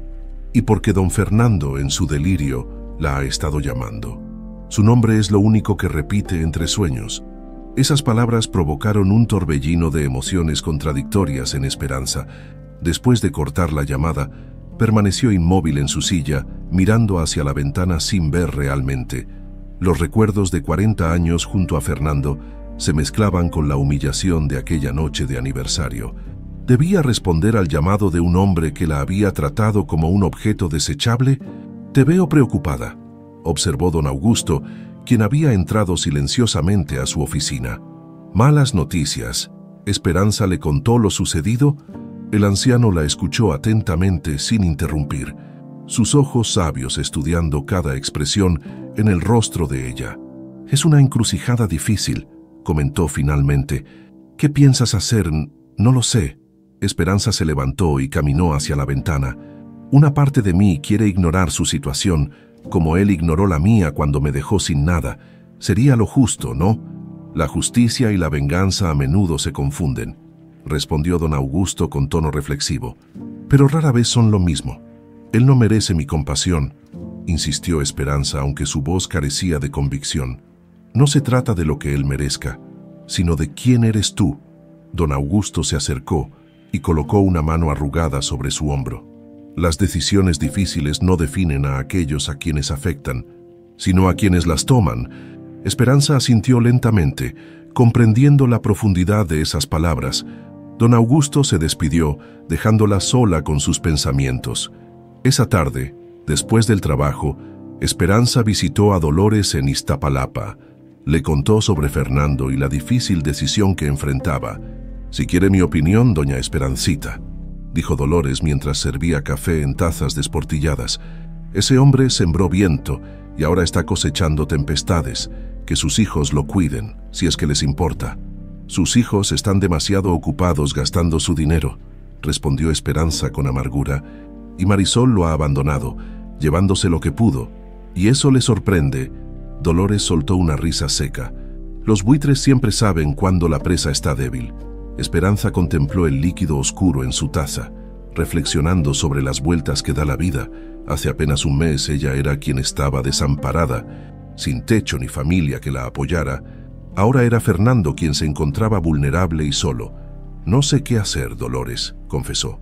«Si lo visito, parecería que he olvidado todo el daño que me hizo. Si no lo hago, me convierte eso en una persona tan despiadada como él». «Usted no tiene ninguna obligación», insistió Dolores. «Ese hombre la humilló públicamente, la dejó en la calle, envenenó a sus hijos contra usted, le debe menos que nada». Esperanza asintió, pero una pregunta persistía en su mente. ¿Qué clase de persona quiero ser? Esa noche, en su pequeño apartamento, Esperanza no pudo conciliar el sueño. Se levantó pasada la medianoche y encendió una veladora frente a su imagen de la Virgen de Guadalupe, buscando orientación en la oración como había hecho tantas veces durante los momentos difíciles. «Virgencita», murmuró, arrodillada en el suelo, «dame la sabiduría para decidir lo correcto, no lo fácil». Las horas pasaron mientras Esperanza dialogaba internamente con su conciencia. Recordó momentos felices con Fernando, el nacimiento de sus hijos, vacaciones familiares, pequeños gestos de cariño que habían existido antes de que el éxito lo transformara en el hombre cruel que la había desechado. También recordó todas las veces que había ignorado sus infidelidades, sus ausencias, su creciente frialdad, en nombre de mantener la familia unida. Al amanecer, había tomado una decisión, se vistió con sencillez pero pulcritud, recogió su cabello plateado en un moño elegante y salió rumbo al Hospital General. El hospital bullía de actividad incluso a esa hora temprana. Esperanza se dirigió a información, donde una enfermera consultó en su computadora: «Fernando Montalbán». La mujer la miró con cierta sorpresa al reconocer el nombre. «Está en la unidad coronaria, tercer piso. ¿Es usted familiar?» Por un instante, Esperanza dudó sobre qué responder. Legalmente ya no era su esposa, aunque 40 años de matrimonio no podían borrarse con un simple documento. «Soy Esperanza Rivera», respondió finalmente. La madre de sus hijos, esa simple declaración, que evitaba etiquetas pero afirmaba un vínculo innegable, pareció satisfacer a la enfermera, quien le entregó un pase de visitante. La unidad coronaria era un espacio aséptico y tecnológico, lleno de monitores y equipos médicos.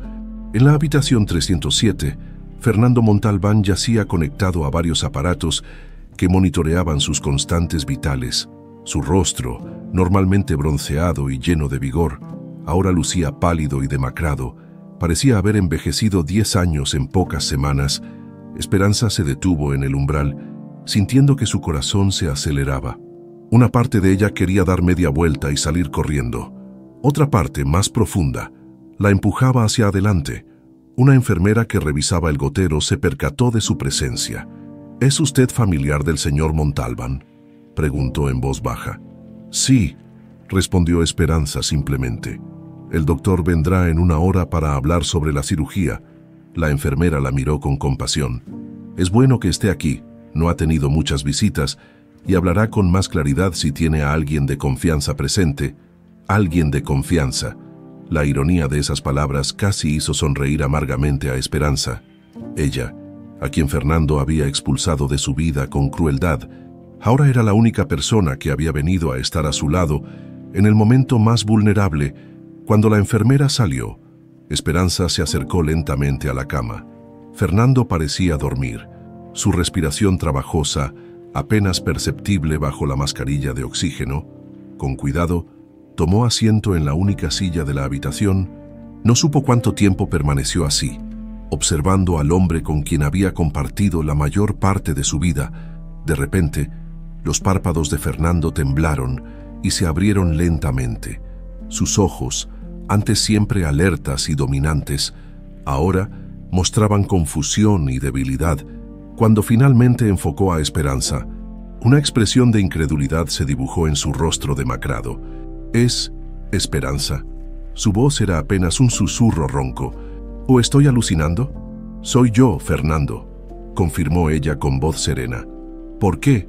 Logró articular él, la incomprensión evidente en su mirada. ¿Por qué has venido? Era la pregunta que ella misma se había hecho durante toda la noche. La respuesta que encontró fue tan simple como profunda. Porque nadie merece estar solo cuando enfrenta la muerte, Fernando. Ni siquiera tú. Una lágrima solitaria rodó por la mejilla del hombre que una vez había sido el implacable Fernando Montalbán. En ese momento, despojado de su poder, su dinero y su arrogancia, no era más que un ser humano frágil confrontando su propia mortalidad. Y Esperanza, la mujer a quien había tratado con tanta crueldad, demostraba con su presencia una lección que él nunca había aprendido en su vida de éxitos y ambiciones. La verdadera fortaleza no estaba en el poder que se ejerce sobre otros, sino en la capacidad de mantener la compasión incluso hacia quienes nos han herido.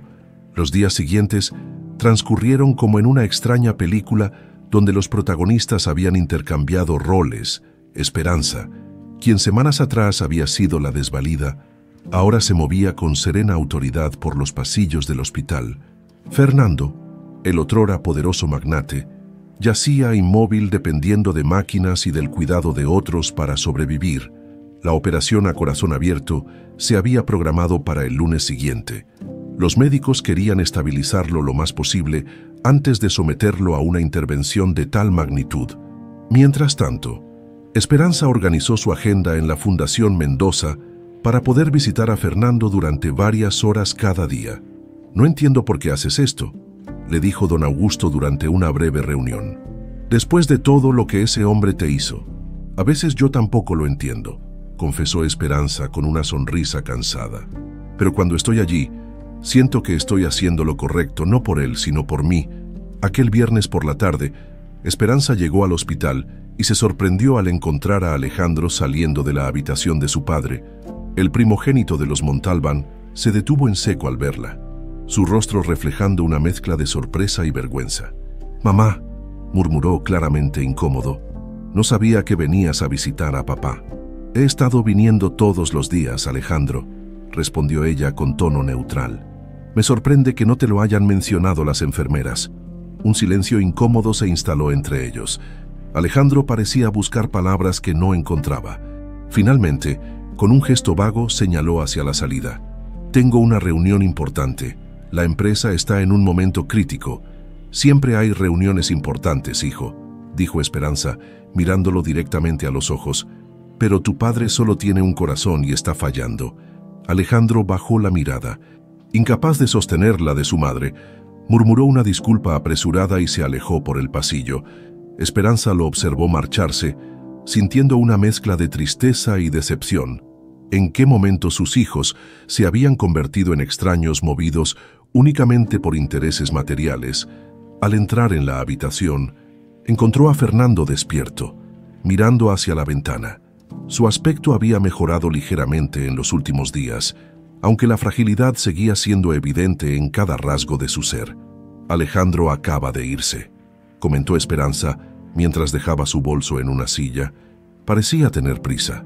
«Siempre tiene prisa», respondió Fernando con amargura. «Excepto cuando se trata de pedir más dinero». Esperanza no respondió. Comenzó su rutina habitual. Acomodó las flores que había traído el día anterior.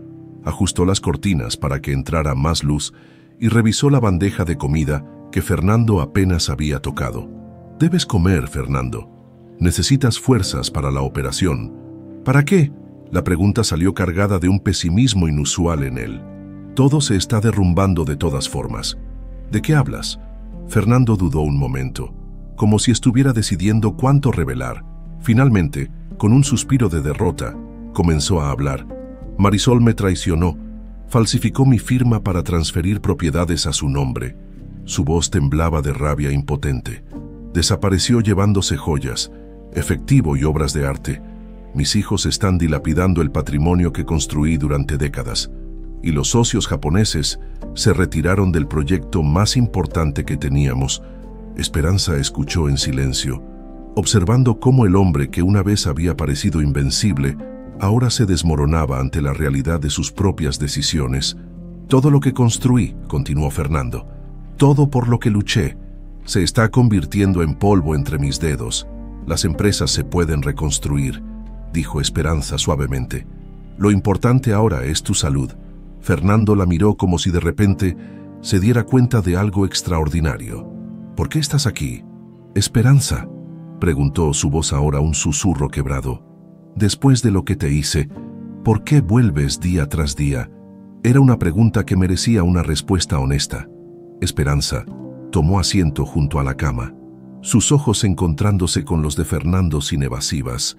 Al principio vine porque nadie más lo hacía, comenzó, su voz tranquila pero firme. Luego me di cuenta de que estaba aquí porque necesitaba cerrar un ciclo. 40 años no se borran de la noche a la mañana, Fernando. Parte de mí te odia por lo que hiciste, pero otra parte recuerda al hombre con quien compartí mi juventud, mis sueños, la crianza de nuestros hijos. Fernando la escuchaba con atención inusitada, como si cada palabra fuera un tesoro inesperado. Los médicos dicen que mi pronóstico es reservado, dijo después de un largo silencio. La operación es riesgosa. Lo sé, he hablado con ellos. Si no sobrevivo... Fernando hizo una pausa, luchando visiblemente con su orgullo. Quiero que sepas que me arrepiento, no de todo, pero sí de cómo terminaron las cosas entre nosotros. Esperanza permaneció callada, sintiendo que Fernando necesitaba decir más, que esa confesión era apenas el inicio de algo que había estado guardando. Tenías razón sobre Marisol, continuó él. Sobre nuestros hijos también. Los malcrié, les enseñé las lecciones equivocadas.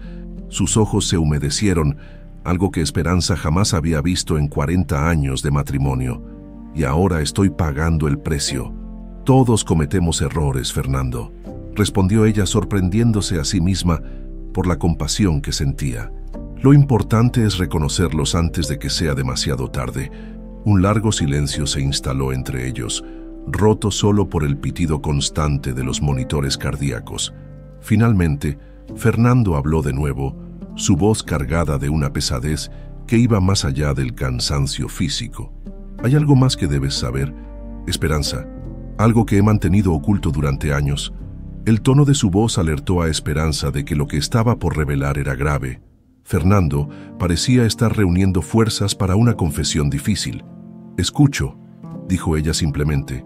El Encinal, Lomas del Valle, Costa Azul, comenzó Fernando, mencionando algunos de sus desarrollos inmobiliarios más exitosos. Ninguno de ellos fue adquirido legalmente. Esperanza mantuvo su expresión neutral, aunque ya conocía parte de esta información gracias a Dolores. ¿Qué quieres decir? Las tierras. Fernando tragó saliva con dificultad. Pertenecían a comunidades indígenas. Manipulé documentos, soborné funcionarios, amenacé a líderes comunitarios. Hice lo que fuera necesario para obtener esos terrenos a precios irrisorios.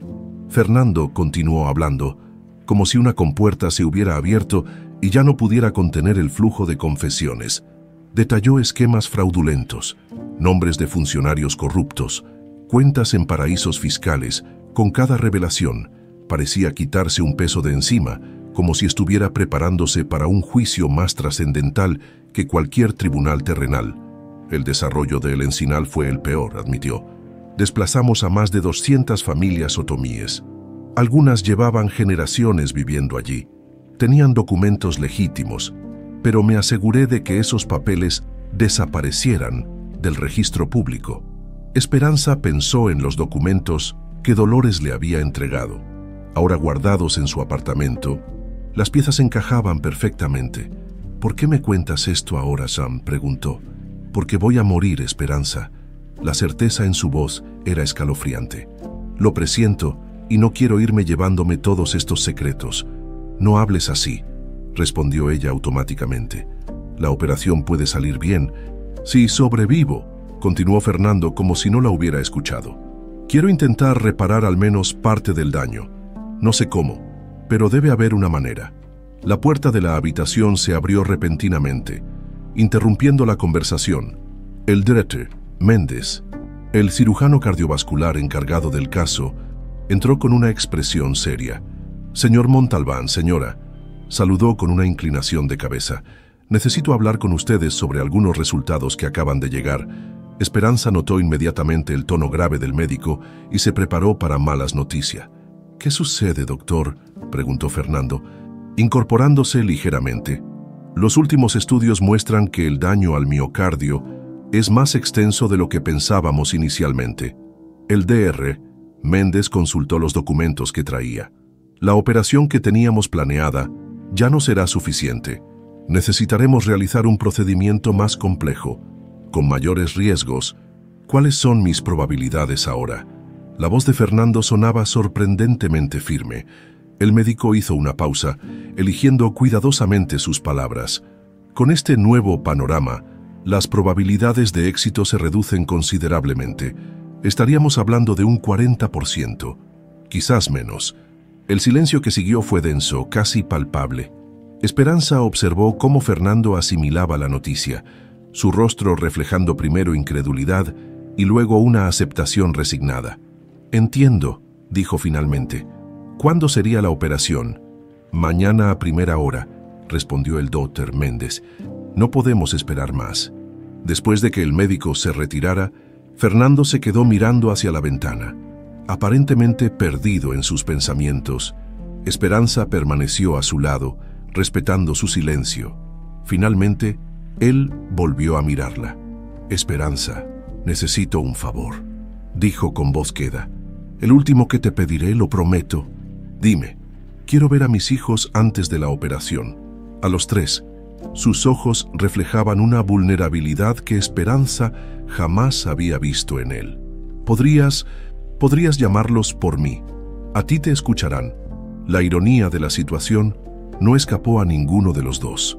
El hombre que había envenenado a sus hijos contra su madre ahora dependía de ella para reunir a la familia una última vez. «Lo haré», prometió Esperanza tomando su teléfono.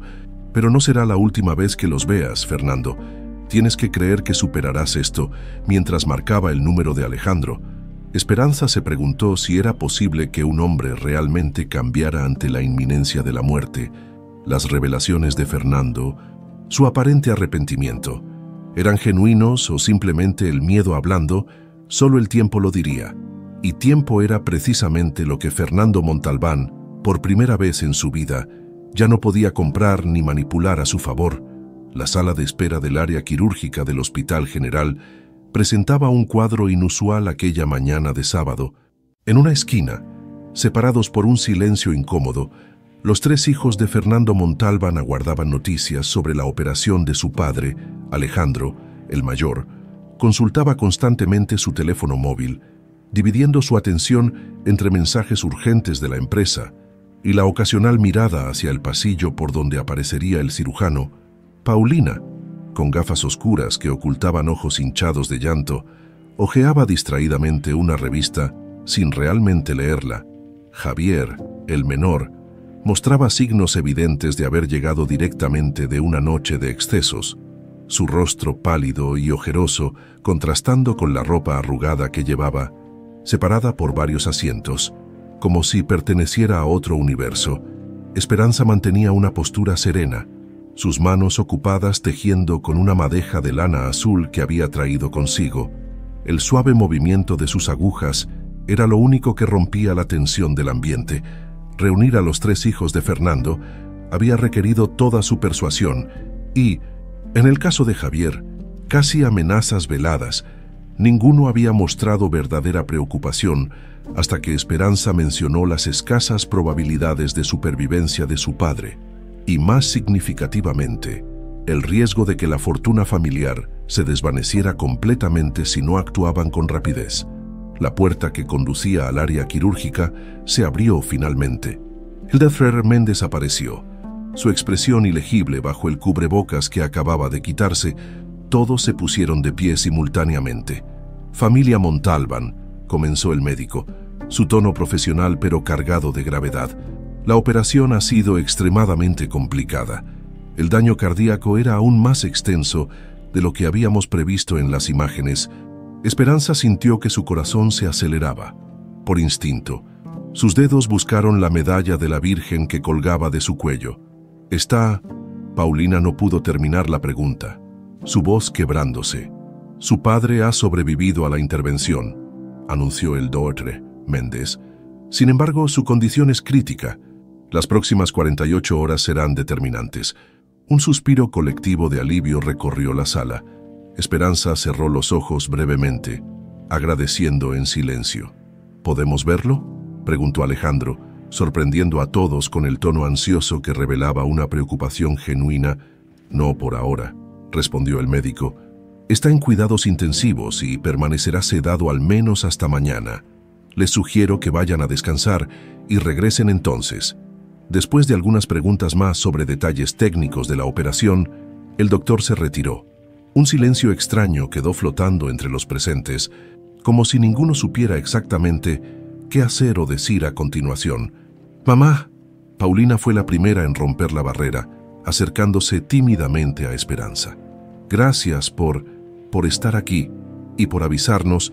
El uso de la palabra «mamá», que no había escuchado de sus hijos en semanas, provocó en Esperanza una emoción que apenas pudo contener. «Es lo correcto», respondió simplemente, guardando su tejido en el bolso. «¿Por qué lo haces?». La pregunta abrupta de Javier cortó el aire como un cuchillo.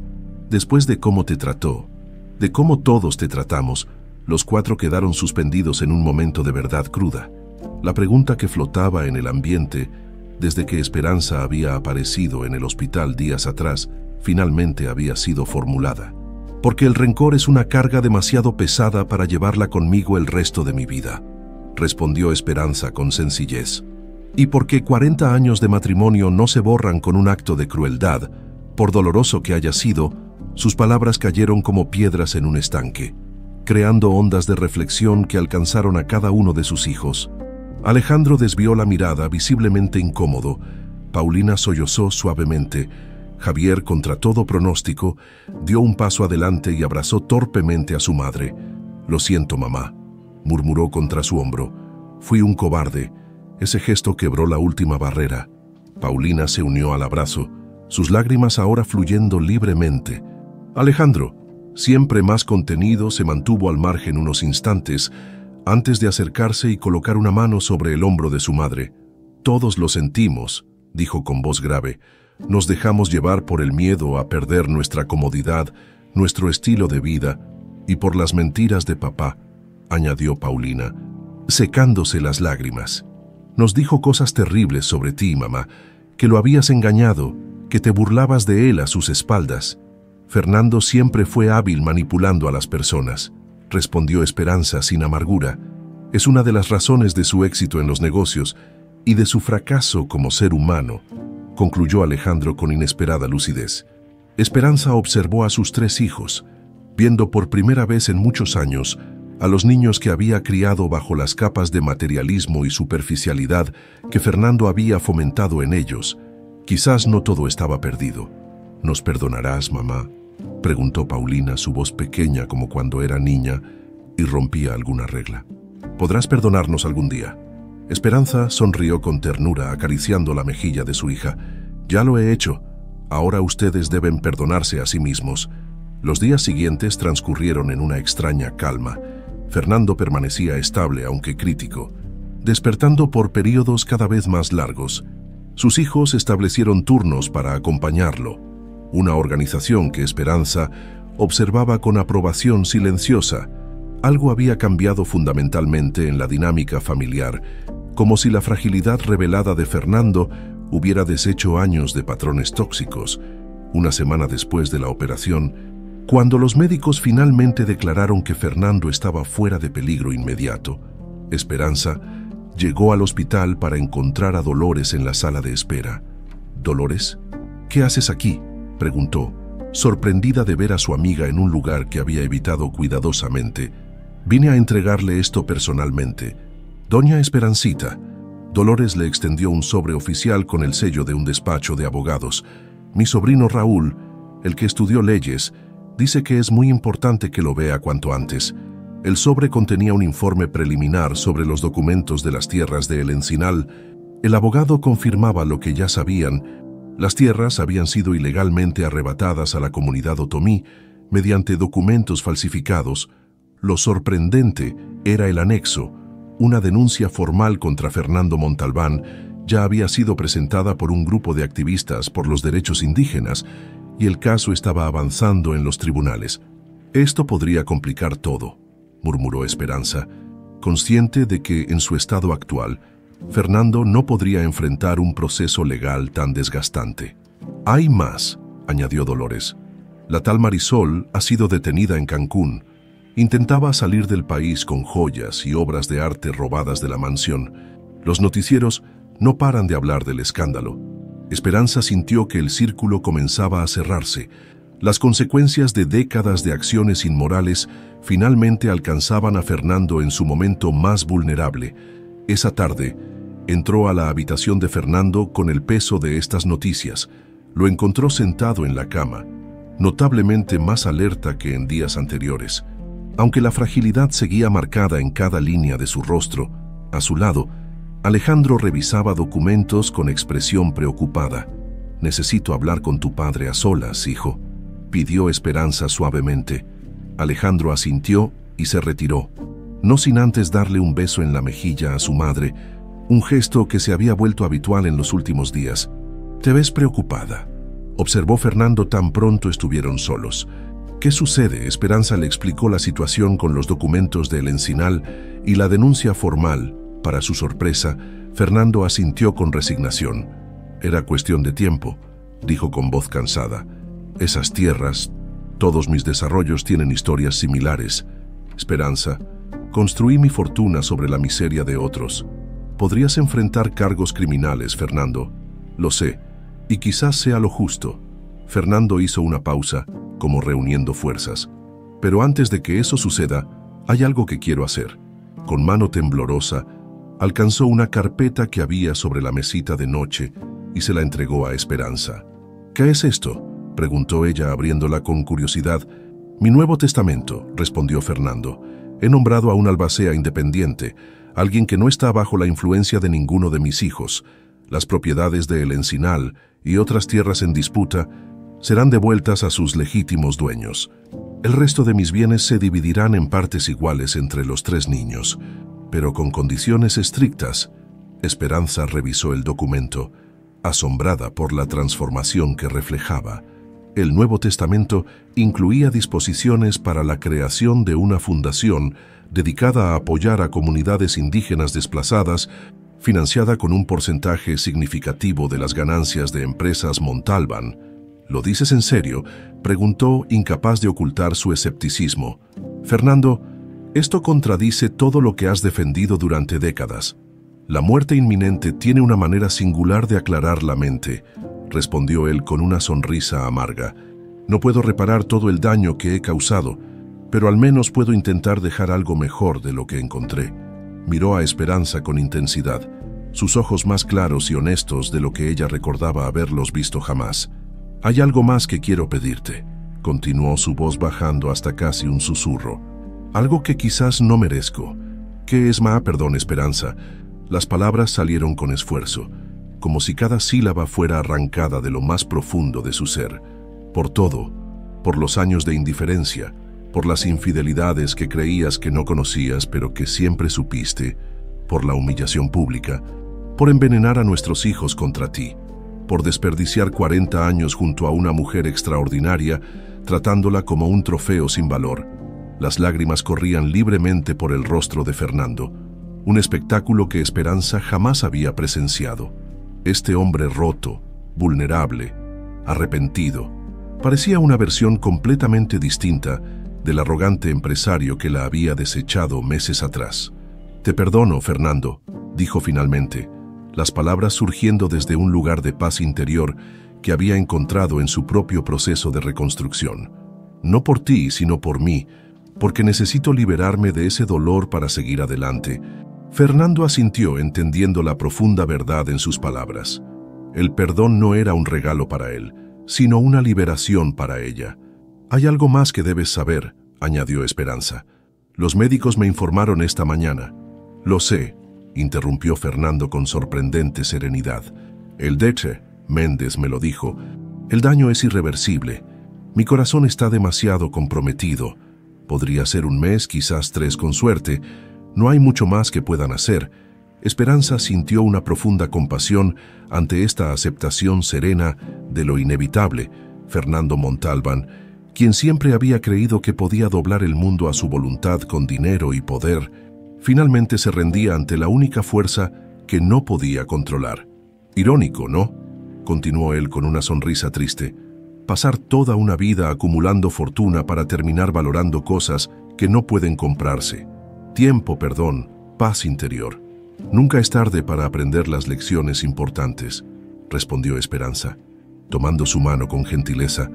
Lo que importa es que tus últimos actos reflejen al hombre que siempre pudiste haber sido. 2 semanas después, tal como los médicos habían pronosticado, Fernando Montalbán falleció tranquilamente mientras dormía. A su lado estaba Esperanza, quien había prometido no dejarlo solo en sus últimos momentos. Sus hijos, que habían estado presentes durante el día, habían ido a descansar brevemente, instados por la propia Esperanza. El funeral fue una ceremonia sencilla, muy diferente a la ostentación que Fernando habría exigido meses antes, por expreso deseo del difunto. No hubo discursos grandilocuentes ni homenajes hipócritas de socios comerciales, solo la familia y algunos amigos cercanos, reunidos para despedir a un hombre cuya vida había sido un estudio en contrastes. 2 meses después, en una ceremonia bajo el sol brillante de El Encinal, Esperanza presenció cómo los documentos de propiedad eran formalmente devueltos a los representantes de la comunidad otomí. A su lado, Dolores lloraba silenciosamente, viendo culminar una lucha de décadas. La prensa nacional e internacional cubría el evento, destacándolo como un precedente histórico en la restitución de tierras indígenas. «Tu padre habría estado orgulloso», murmuró Esperanza a Alejandro, quien, como nuevo presidente de Empresas Montalbán, había firmado la devolución. «Lo dudo», respondió él con honestidad, «pero creo que al final habría entendido que era lo correcto». Esa noche, de regreso en su apartamento, Esperanza encontró una carta que don Augusto le había entregado antes de partir. Era de Fernando, escrita durante sus últimos días. Las palabras, trazadas con mano temblorosa, revelaban una claridad de pensamiento sorprendente. «Esperanza, cuando leas esto, ya no estaré. Quiero que sepas que en estos últimos días he comprendido más sobre la vida que en mis 65 años anteriores. La verdadera riqueza no está en las propiedades o cuentas bancarias, sino en la capacidad de mirar atrás sin remordimientos. No puedo cambiar el pasado, pero espero que mis últimas acciones hayan sembrado semillas de redención. Lo que más lamento es el tiempo perdido contigo, una mujer cuyo valor solo pude apreciar cuando lo había perdido todo.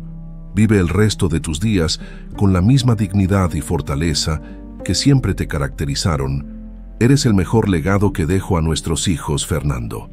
Esperanza dobló la carta y la guardó cuidadosamente. Desde su ventana, contempló las luces de la Ciudad de México, la misma ciudad que había sido testigo de su caída y su posterior resurgimiento, a sus 63 años. Sentía que su vida apenas comenzaba. La Fundación Mendoza crecía bajo su dirección, y el programa de atención a adultos mayores abandonados se había convertido en un modelo a seguir. El viaje no había sido fácil, pero cada paso la había llevado a este momento de paz interior. La esperanza que ahora contemplaba su futuro ya no era la sombra de un hombre poderoso, sino una mujer que había descubierto su propia luz, porque la verdadera dignidad, comprendió, no reside en lo que otros nos reconocen, sino en lo que descubrimos dentro de nosotros mismos cuando todo lo externo nos ha sido arrebatado.